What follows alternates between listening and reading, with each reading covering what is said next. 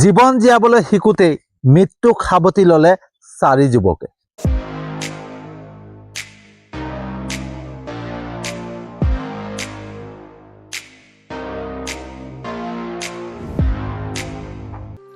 Good evening বন্ধুসকল, শুভ সন্ধ্যা। তো বন্ধুসকল, জীৱন এক যুদ্ধ। এই জীৱনটোৰ বাবে জীৱন যোদ্ধা হৈ সৈনিকৰ দৰে ঘৰৰ পৰা ওলাই যাওঁ জীৱিকাৰ সন্ধানত। বন্ধুসকল, সেই 4জন যুৱকেও জীৱন যোদ্ধা হৈ সৈনিকৰ দৰে ঘৰৰ পৰা ওলাই গৈছিল জীৱিকাৰ সন্ধানত বহিৰাজ্য বাংগালোৰলৈ। কিন্তু বন্ধুসকল, জীৱন যুদ্ধত মৃত্যুক সাৱটি লৈ 4জন যুৱকৰ নিথৰ শৰীৰ ঘৰলৈ উভতি আহিল। বন্ধুসকল, এনেকৈ বহু যুৱক অসমৰ পৰা বহিৰাজ্যলৈ কৰ্ম সন্ধানত জীৱিকাৰ সন্ধানত গৈ মৃত্যুক সাৱটি লৈছে। কিন্তু আজিলৈকে কোনো এজন যুৱকৰ মৃত্যুৰ ৰহস্য ভেদ নহ'ল। বহু যুৱকৰ বহিৰাজ্যত মৃত্যু হৈছে অসমত, কিন্তু আজিলৈকে কোনো এজন যুৱকৰ মৃত্যুৰ ৰহস্য ভেদ নহ'ল। বন্ধুসকল, এই 4জন যুৱকৰ মৃত্যু দুৰ্ঘটনা বুলি উল্লেখ কৰিছে বহিৰাজ্যত। তেওঁলোকে অক্সিজেন লওঁতে অক্সিজেন কম হ'ল। এটা সাধাৰণ 5 কেজি গেছ চিলিণ্ডাৰৰ পৰা গেছ নিৰ্গত হৈ পেলাই তেওঁলোকৰ অক্সিজেনৰ কম হ'ল আৰু তাৰ বাবে মৃত্যু হ'ল বুলি বহিৰাজ্যত পষ্টমৰ্টমৰ ৰিপৰ্টত উল্লেখ কৰিছে। কিন্তু বন্ধুসকল, আপোনালোকে নিজে একবাৰ অনুভৱ কৰক, এটা 5 কেজি ওজনৰ গেছ নিৰ্গত হৈ 4জন যুৱকৰ মৃত্যু হ'ব পাৰে জানো? আৰু সেই 4জন যুৱকৰ দুজনৰ এজন বহি আছে। ভিডিঅ'টোত দেখিলে গম পোৱা যায় যে এজন বহি আছে আৰু এজন সেই বহি থকাজনৰ গাত পৰি আছে। তাৰ পৰা এটাই প্ৰমাণ হয় যে যুৱকজন শোৱা নাছিল, আৰু যদি সাৰ পাই আছিলে, সেই চিলিণ্ডাৰটোৰ পৰা গেছ নিৰ্গত হৈছিলে, তেওঁলোকে গম নিশ্চয় পালে হয়। আৰু যদি তেওঁলোকৰ উশাহ লওঁতে অলপ অসুবিধা হ'লহেঁতেন, তেতিয়া তেওঁলোকে তেতিয়াও গম পালেহেঁতেন, আৰু তেতিয়া তেওঁলোকে দৰ্জা খুলি মানুহক মাতি কিবা এটা কৰিবৰ কাৰণে চেষ্টা কৰিলে হয়। কিন্তু তেওঁলোকে নিথৰ হৈ পৰি ৰ'ল। তো ইয়াত প্ৰমাণ এটাই যে সেই মৃত্যু এক ৰহস্য, তাত কিবা এটা ৰহস্য সোমাই আছে। কিন্তু সেই ৰহস্যৰ ভেদ কৰিব কোনে? বহিৰাজ্যই দুখ সাৰিবৰ কাৰণে সেই যুৱককেইজনৰ মৃত্যু দুৰ্ঘটনা কৰি থৈ দিলে। তেওঁলোকৰ অক্সিজেনৰ কম হোৱাৰ বাবে মৃত্যু হৈছে বুলি কৈ থৈ দিলে। কিন্তু তাৰ বাবে এতিয়া জোৰ কৰিব কোনে? কাৰণ তেওঁলোক হৈছে সাধাৰণ ঘৰৰ যুৱক। কাৰণ সাধাৰণ ঘৰৰ হোৱাৰ বাবেহে তেওঁলোকে কৰ্ম সন্ধানত বা কৰ্মৰ বাবে বহিৰাজ্যত আছিল। কিন্তু সেই জেগাত যদি এজন প্ৰভাৱশালী লোকৰ পুত্ৰ হোৱাহেঁতেন, তেতিয়া সেইটো অনুসন্ধান হ'লহেঁতেন যে তেওঁলোকৰ কেনেকৈ মৃত্যু হ'ল। কিন্তু তেওঁলোকতো কোনো প্ৰভাৱশালীৰ পুত্ৰ নহয়, তেওঁলোক সাধাৰণ ঘৰৰ যুৱক হয়। আৰু সেইকাৰণে তেওঁলোকৰ মৃত্যুৰ ৰহস্য হৈ থাকি যাব, কিন্তু কোনোদিন সেই ৰহস্যৰ ভেদ নহয়। কিন্তু বন্ধুসকল, আজি যে অসমৰ পৰা বহু যুৱক বহিৰাজ্যত কৰ্ম সন্ধানত জীৱিকা সন্ধানত যাবলগীয়া হৈছে কিহৰ কাৰণে? আজি সকলোৱে জানে যে আমাৰ বহিৰাজ্যত জীৱনৰ কোনো সুৰক্ষা নাই। কোনদিনাখন ক'ত আমাৰ মৃত্যু হয় কোনো নাজানে। সেই কথা সকলো জানিও আজি বহু যুৱক বহিৰাজ্যলৈ গৈ আছে কৰ্ম সন্ধানত, জীৱিকাৰ সন্ধানত। কিহৰ বাবে? কাৰণ এটাই যে আমাৰ অসমত সেই তেনেকুৱা কোনো জীৱিকাৰ পথ নাই। আৰু যিবিলাক পথ আছে, সেই পথসমূহত প্ৰবঞ্চনা আছে, হয়নে? বহু যুৱকক প্ৰবঞ্চনা কৰে। আমাৰ অসমত মাত্ৰ প্ৰবঞ্চনা চলে। সেইবাবে আমাৰ অসমৰ যুৱকে আমাৰ অসমত জীৱিকাৰ পথ বিচাৰি নাপায়, নিজৰ জীৱনটোক উচৰ্গা কৰিও বহিৰাজ্যলৈ কৰ্ম সন্ধানত যায়। কিন্তু বন্ধুসকল, বহিৰাজ্যৰ যিখিনি লোক আমাৰ অসমত কৰ্ম কৰি আছে, তেওঁলোক কিন্তু সুৰক্ষিত। কিন্তু আমাৰ অসমৰ যুৱক বহিৰাজ্যত কাম কৰিবৰ কাৰণে সুৰক্ষিত নহয়। কোনদিনাখন কাৰ মৃত্যু হয় কোনো নাজানে। অসমৰ বহু যুৱকৰ বহিৰাজ্যত মৃত্যু হৈছে। কোনোবা ট্ৰেইনত গৈ থাকোঁতে ট্ৰেইনৰ পৰা দলিয়াই দিছে, কোনোবা ষ্টেচনৰ পৰা নিৰুদ্দেশ হৈছে, পিছত ক'তবা গৈ পেলাই মৃতদেহ পাইছে, কাৰোবাৰ মৃত্যু কোনোবা পানী টেংকিৰ ভিতৰত হৈ আছে। গতিকে সেইবিলাক যে মৃত্যু হৈছে, সেই মৃত্যুৰ ৰহস্য কিন্তু কোনোদিন ভেদ নহয়। কোনো নাজানে যে তেওঁক কোনোৱে মাৰিলে, কেনেকৈ মাৰিলে, কোনো নাজানে, আৰু কোনো অনুসন্ধানো নহয়, কাৰণ সেইখিনি যুৱক হৈছে সাধাৰণ ঘৰৰ। তো ইমানখিনি জনাৰ পিছতো আমাৰ যুৱকসকল অসমৰ পৰা বহিৰাজ্যত গৈ আছে। কিহৰ কাৰণে? আমাৰ অসমত তেনেকুৱা কৰ্মসংস্থাপন নাই বা জীৱিকাৰ কোনো পথ নাই। বন্ধুসকল, অসমৰ গুৱাহাটীতে, অসমতে বুলি ধৰকচোন, অসমৰ মই গুৱাহাটীতে কৈছোঁ, গুৱাহাটীতে হাজাৰৰ ওচৰত ছিকিউৰিটি এজেঞ্চি আছে। কিন্তু সেই ছিকিউৰিটি এজেঞ্চিবিলাকত যুৱকে যদি কাম কৰিবলৈ যায় আমাৰ অসমত, সেই ছিকিউৰিটি এজেঞ্চিসমূহে আমাৰ অসমীয়া যুৱকসকলৰ পৰা প্ৰবঞ্চনা কৰে। প্ৰবঞ্চনা কৰি তেওঁলোকে আধা পইচা ৰাখি পেলাই পঠিয়াই দিয়ে। বন্ধুসকল, এটা এজেঞ্চিত, আমাৰ অসমৰ এটা এজেঞ্চিত, ছিকিউৰিটি এজেঞ্চিত যদি আমি জইন কৰোঁ, আমি সেই ছিকিউৰিটি কাম কৰিবৰ কাৰণে আমি যদি ছিকিউৰিটি এজেঞ্চিত যাওঁ, তেতিয়া সেই ছিকিউৰিটি এজেঞ্চিত আমি আগধন হিচাপে কিবা এটা ধন দিব লাগে, কাৰণ সেই ড্ৰেছযোৰৰ বাবে।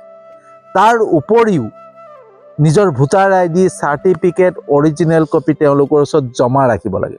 তাৰ পিছতো ছিকিউৰিটি এজেঞ্চিসমূহে সময়মতে নিয়মীয়াকৈ দৰমহা নিদিয়ে। যিখিনি দৰমহা দিয়ে, কোনোবা এটা প্ৰতিষ্ঠানৰ পৰা যদি তেওঁলোকে 18,000 টকা এজন যুৱকৰ নামত লৈছে, এজন সুৰক্ষা কৰ্মীৰ নামত লৈছে, সেই সুৰক্ষা কৰ্মীজনক মাত্ৰ 10,000 বা 8,000, 9,000 এনেকৈ দি পেলাই সামৰি থৈ দিয়ে। বাকীখিনি সেই এজেঞ্চিটোৱে পইচাখিনি খায়। তাৰ উপৰিও সেই 8,000, 9,000 বা 10,000 টকা দৰমহাটো নিয়মীয়াকৈ নিদিয়ে। যদি কোনোবাই 1 তাৰিখে জইন কৰিছে, 1 তাৰিখে দৰমহা পাব লাগে, কিন্তু সেই 1 তাৰিখে কেতিয়াও দৰমহা নাপায়। তেওঁক দৰমহাটো দিয়ে 15 তাৰিখৰ পিছত, আৰু 15 তাৰিখৰ পিছত কেতিয়াবা নিয়মীয়াকৈ নাপায়, কেতিয়াবা 2 মাহ হৈ যায়। এমাহৰ দৰমহা কেতিয়াবা 2 মাহৰ মূৰত ল'বলগীয়া হয়।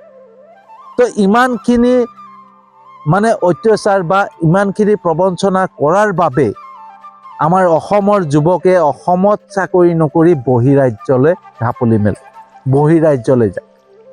যদি অসম চৰকাৰে সেই ছিকিউৰিটি এজেঞ্চিসমূহক নাকি লগায়, অলপ তেওঁলোকক এনেকুৱা এটা ব্যৱস্থা কৰে যাতে সময়মতে প্ৰত্যেকে দৰমহা পায় আৰু উচিত দৰমহাটো পায়, তেতিয়া এই যুৱকসকল কেতিয়াও বহিৰাজ্যত কাম কৰিবলৈ নাযায়, অসমতে কাম কৰিব, আৰু তেতিয়া আমাৰ অসমৰ যুৱক সুৰক্ষিত হ'ব।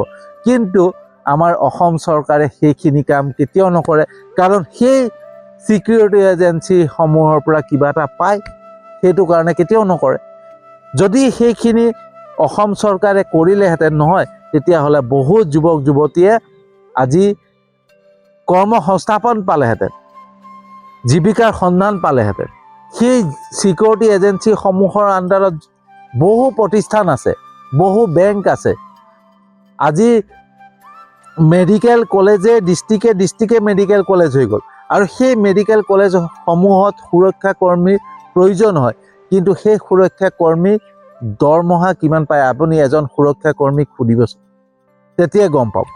তো মই অসমৰ মুখ্যমন্ত্ৰী মহোদয়ক এটাই অনুৰোধ কৰোঁ, যাতে সেই ছিকিউৰিটি এজেঞ্চিসমূহক অলপ নাকি ল'ব, যাতে সেই ছিকিউৰিটি এজেঞ্চিসমূহে সময়মতে নিয়মীয়াকৈ প্ৰত্যেকজন যুৱকক সুৰক্ষা কৰ্মীৰ বাবে দৰমহাটো নিয়মীয়াকৈ পায়, আৰু কোনোদিন প্ৰবঞ্চনা নকৰে।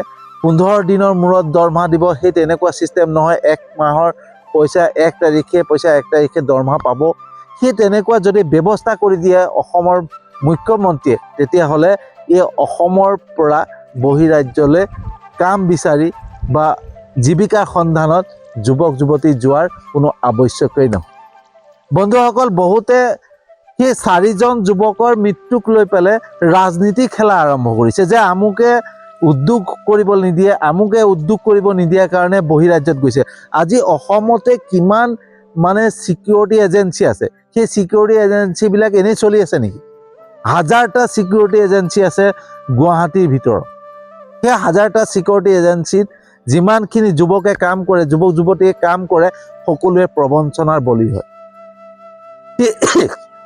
সেইখিনি যদি ঠিক হয়, সেইখিনি যদি ভালকৈ অসম চৰকাৰৰ চকুৰ আন্দাৰত থাকে, তেতিয়া এই অসমৰ যুৱক যুৱতীয়ে নিজৰ প্ৰাণৰ শংকা ৰাখিও বহিৰাজ্যত কাম কৰিবৰ কাৰণে বা কৰ্মসংস্থাপন বিচাৰি জীৱিকাৰ সন্ধান বিচাৰি যাব নালাগে।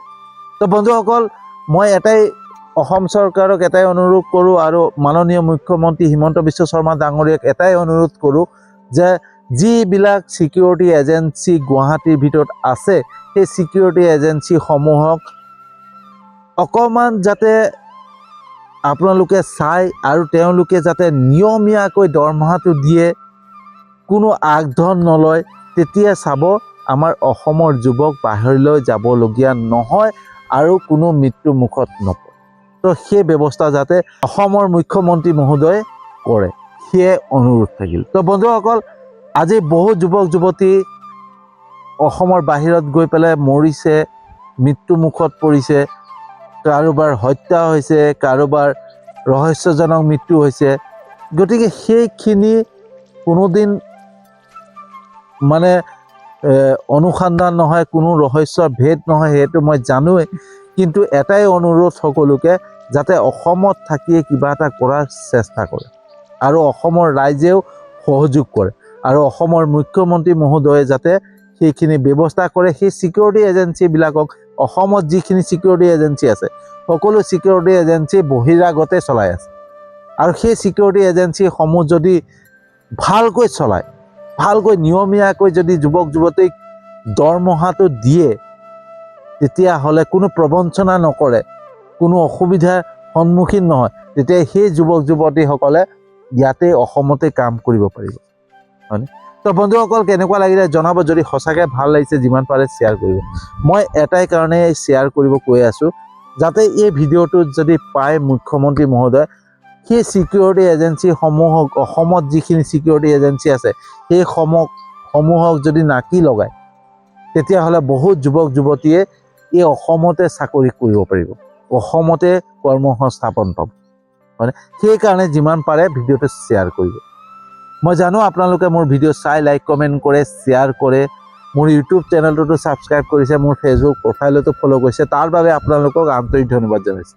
আৰু যিসকলে নাই কৰা, তেওঁলোককো মই বহুত বহুত আন্তৰিক ধন্যবাদ জনাইছোঁ, কাৰণ মোৰ জানো, বিশ্বাস আছে, তেওঁলোকে এদিন নহয় এদিন মোৰ ভিডিঅ' চাব, লাইক কমেণ্ট কৰিব, শ্বেয়াৰ কৰিব, মোৰ ইউটিউব চেনেলটোতো ছাবস্ক্ৰাইব কৰিব, মোৰ ফেচবুক প্ৰফাইলটো ফ'ল' কৰিব।